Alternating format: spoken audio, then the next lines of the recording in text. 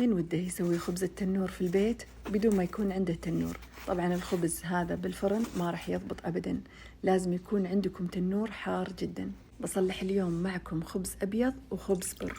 نبدأ بالخبز الأبيض، بسويه نفس عجينة الفطائر. إذا أنتم ما تحبون الخبز يكون طري وتحبونه أقرب ما أنه يكون قاسي شوي، استغنوا عن الحليب البودرة واستغنوا عن زيت الزيتون واستغنوا عن البيكنج باودر، لكن أنا أبغاه يكون طري وهش فحطيتهم. نخلط المقادير كلها سوا ونذوبها في الموية، بعدين نضيف الدقيق. بعد ما نضيف الدقيق أول دفعة نذوبها مضبوط عشان نحصل على عجينة ملسة، وهذه الخطوة مهمة بالنسبة لي. بعدين نضيف الدقيق، وأنا أحب صراحة عشان ما يلزق العجين في يديني أحب أستخدم سباتشولا في البداية وأقلب فيه. لما تبدأ العجينة تتماسك شوي أحب أبدأ أستخدم يديني. هنا بدأت تتماسك، أضيف شوي دقيق وبعدين بعجنها بيديني. شوفوا هنا لما بدأت تتماسك راح أشيل السباتشولا وأبدأ أعجن بيديني. طريقة العجن إنكم تجمعون العجينة وتضغطونها في النص إلين ما تتماسك ولا عاد يبقى فيه بقايا في وسط الإناء. عجينة الخبز تكون أقسى شوي من الفطائر، فلما تعجنونها احرصوا أنها تكون قاسية شوي، مو بزي الفطائر. تشوفون كيف؟ بعدين نتركها تتخمر. طبعا الآن مهما ضغطناها ترجع العجينة، فبعد ما تتخمر بوريكم كيف لما نضغطها ما ترجع. الحين بسوي عجينة البر، وعجينة البر سهلة جدا ما فيها مقادير كثيرة، موية سكر خميرة ودقيق البر. إذا الدقيق عندكم مالح لا تضيفون ملح، لكن إذا مو بمالح ضيفوا رشة ملح. حطيت دقيق البر وحركته نفس الأبيض، وبعدين نضيف دقيق مرة ثانية، لكن دقيق البر لا تحكمون عليه من أول ما تحطونه لأنه يشرب الموية بعد بوقت وتصير العجينة مرة قاسية. فلما تعجنونها خلوها لينة شوي لأنها تشرب الموية وبتقسى. هنا جمعتها بسباتشولا وبعدين بستخدم يديني، بزيد دقيق وبستخدم يديني وبعجنها لحد ما تصير عجينة متماسكة ومو بقاسية. أغطيها تتخمر، والحين أولع الفرن، أخلي الرخامة تسخن تماما ويوصل درجة 400-450. هنا لسه هذا في البداية، أنتظر لما يوصل 450 وبعدين أبدأ أخبز. هذه العجينة شوفوا كيف تخمرت. تشوفون لما أضغط عليها ما ترجع. نجمع العجينة، أرجع أجمعها، ما أعجنها، أجمعها فقط زي كذا.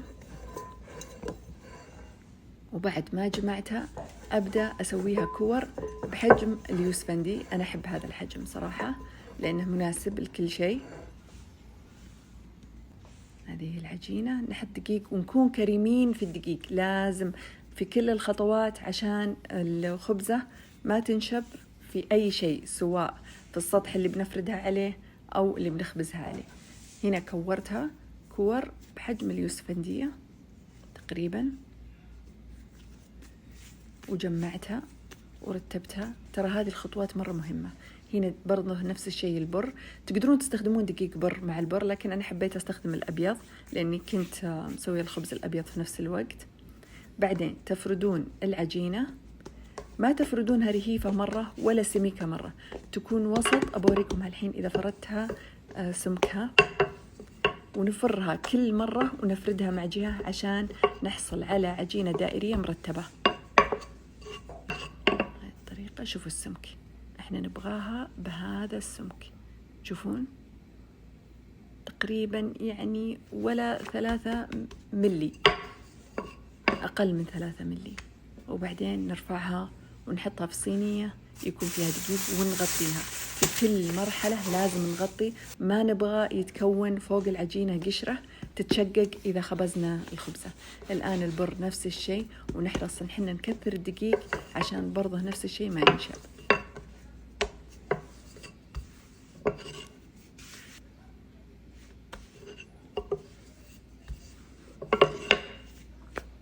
وهذا السمك اللي نبيه تقريبا، نفردها زيادة شوي. هذا السمك اللي نبغى نوصل له.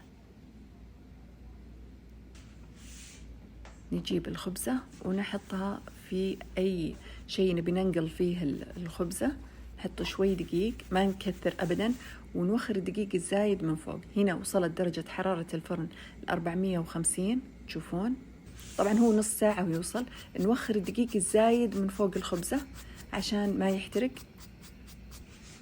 وبعدين ندخلها الفرن، ندور فيه بسرعة، تحركونها بس تدورون بها بسرعة بسرعة، وشوفوا كيف تنتفخ.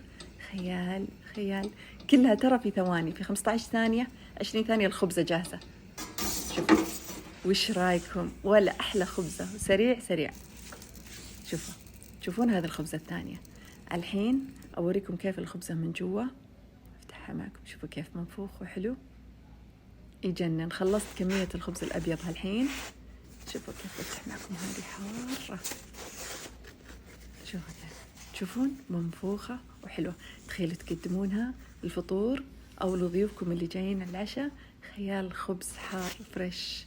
شوفوا كيف محمرات كلهم من تحت، لأننا سخنا الفرن وسخنا الرخامة مضبوط. الحين أبدأ بعجينة البر. البر تاخذ وقت أطول، تحتاج تطولون بالكم شوي لحد ما تنتفخ، بس خليكم سريعين عشان ما تحترق. تدورون بها بسرعة، يعني كل شوي تلسعها النار وانتم تدورون فيها. شوفوا كيف انتفخت، خيال. الحين تنتظرونها تتحمر شوي من فوق وبعدين طلعوها. الحين نطلعها، أوريكم شكلها من فوق. يا سلام، شوفوا التحمير، هذه البر خيال صراحة. قررت أسوي واحدة ثانية وأصورها، شوف شلون أدور بها بسرعة بكل سهولة، ما يحتاج أسحب الخبزة وأفرها وأدور بها وأطلعها ونحمرها تحميرة تجنن. شوفوا كيف الحين الخبز البر، شوفوا إذا فتحتها من جوا كيف مفرغ وحلو. أحلى شيء تاكلون خبز بيت نظيف وفريش وحار، شيء يفتح النفس. شوفوا كيف، خيال. أنا معجبة صراحة في الخبز، أتمنى أنكم تصلحونه في البيت. شوفوا كيف طري، شوفوا هالحين كيف الخبزة طرية. أتمنى تجربونه تصلحونه في البيت. شوفوا ترى خطوة أنكم تشيلون الدقيق من فوق ترى مرة مهمة. بكمل الباقي وأوريكم. هذا الخبز البر خلص